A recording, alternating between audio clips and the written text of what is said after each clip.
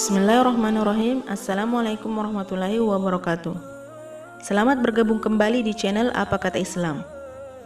Apakah tanda-tanda orang yang sholatnya diterima Allah? Bagaimana ciri-cirinya?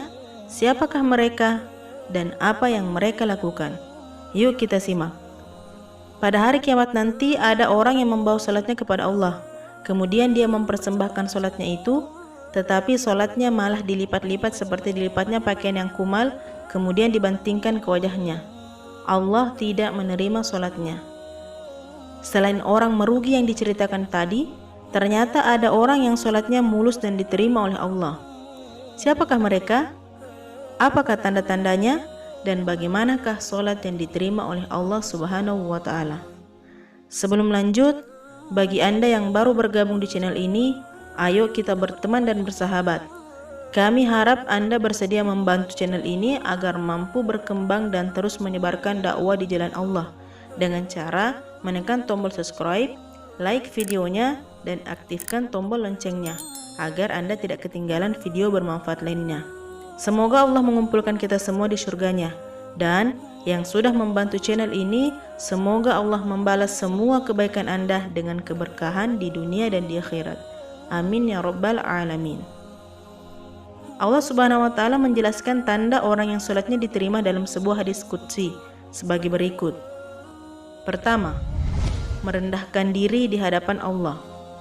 Para ulama mengatakan jika kita sudah berdiri di atas sajadah, sudah mengangkat tangan untuk takbir, ketahuilah bahwa kita sedang berdiri di hadapan Sang Penguasa langit dan bumi, Zat yang berkuasa atas apapun yang terjadi dan akan terjadi kepada kita, Zat yang berkuasa mencabut nyawa kita, memberikan cobaan, ujian, dan apapun itu yang Ia mau. Zat yang maha besar yang telah bermurah hati memberikan kita mata yang terang, tangan dan kaki yang berfungsi, keluarga yang sehat, dan tempat tinggal yang layak, jika dibandingkan dengan mereka yang masih tidur di emperan jalan. Hal ini membuat kita sadar bahwa betapa rendah dan kecilnya kita di hadapan Allah yang maha besar dan maha berkuasa. Perasaan seperti ini akan muncul pada orang yang sholatnya diterima oleh Allah Subhanahu wa Ta'ala. Kedua, orang yang menahan nafsu. Orang yang diterima sholatnya oleh Allah pasti mampu mengendalikan hawa nafsunya.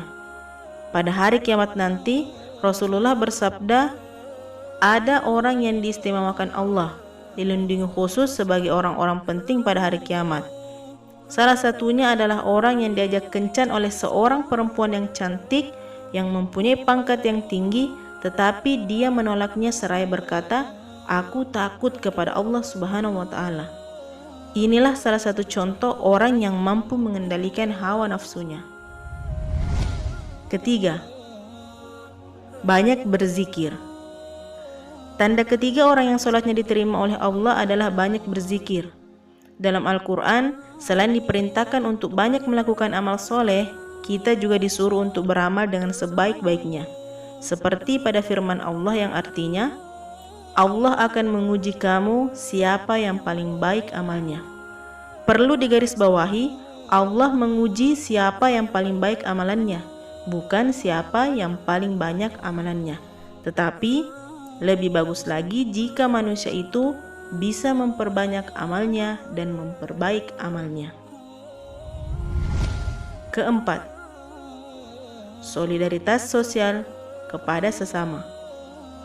Tanda yang lain dari orang yang sholatnya diterima adalah suka berderma dengan memberikan makanan kepada orang yang lapar atau memberikan pakaian pada orang yang tak punya. Dia menyayangi orang yang terkena musibah dan memberikan perlindungan kepada orang yang terasing. Disinilah realisasi orang yang sholatnya diterima, dan bila dikaitkan dengan negara kita yang sedang krisis, ini adalah kesempatan besar untuk mengaplikasikan solidaritas yang dimaksudkan oleh Allah Subhanahu wa Ta'ala. Rasulullah SAW menyebutkan bahwa salah satu cara mendekatkan diri kepada Allah ialah memiliki sifat dermawan dan senang membantu orang lain, terutama pada orang yang sedang kesulitan. Rasulullah bersabda, orang yang dermawan dekat dengan Allah, dekat dengan manusia, dan dekat dengan surga. Sedangkan orang yang bakhil atau pelit, jauh dari Allah, jauh dari manusia, dan dekat dengan neraka. Orang dermawan insya Allah akan menemukan kenikmatan di dalam sholat. Dia akan memperoleh kenikmatan di dalam sholatnya karena dia dijaga oleh para malaikat, diberi cahaya dalam kegelapan, dan diberi ilmu secara langsung oleh Allah Subhanahu wa Ta'ala. Orang yang suka memberikan pertolongan tidak mempersulit orang lain, tidak menahan hak orang lain, dan memudahkan urusan orang lain. Insya Allah orang ini akan memperoleh kenikmatan dalam sholat. Dan orang yang merasakan kenikmatan dalam sholat adalah salah satu tanda bahwa sholatnya diterima. Kelima, cahaya Allah masuk ke dalam hatinya.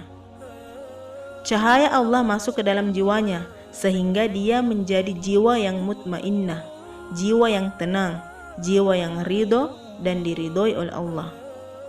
Jiwa yang semacam ini tidak takut pada segala macam krisis yang melanda, tidak takut kehilangan jabatan yang fana, tidak takut pada kedudukan yang nestapa, tidak takut kekacauan duniawi, tidak takut hinaan, cacian, makian, ujian, cobaan, dan sebagainya.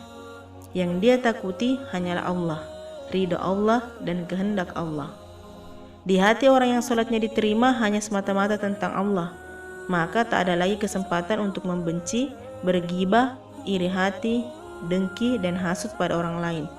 Orang yang merasakan nikmatnya sholat tidak akan memusuhi, tidak akan membenci dan mengutuk siapapun. Dia tidak akan pernah sekali-kali meremehkan seseorang karena dia mengetahui bahwa banyak kekasih Allah berasal dari orang yang dianggap hina di dunia.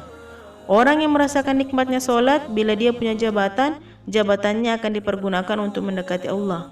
Dia akan mengajak bawahannya untuk mengabdi kepada Allah karena dia mengetahui bahwa jabatan itu sebenarnya bukan miliknya, tetapi amanat Allah yang dititipkan kepadanya yang nantinya akan dimintai pertanggungjawaban. Mari kita bertanya kepada diri kita sendiri, sudahkah kita sholat dengan benar? Sudahkah sujud kita, rukuk kita, tumaknina kita benar? Mari kita sempurnakan sholat kita dengan sebenar-benarnya, sehingga sholat kita menjadi khusyuk. Insya Allah sholat yang penuh dengan kekhusyuan dan keikhlasan akan diterima oleh Allah Subhanahu wa Ta'ala. Dan bagi yang belum juga terpanggil hatinya untuk melakukan sholat, saya mengajak dengan segala kerendahan hati, marilah sholat, marilah mencapai kemenangan. Mau kapan lagi meninggalkan sholat? Usia semakin tua, umur semakin berkurang. Apa yang engkau cari, wahai saudaraku? Masih tidak cukupkah rezeki yang engkau terima dari Allah?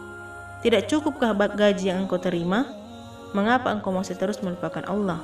Padahal Allah telah memberikan semuanya kepadamu.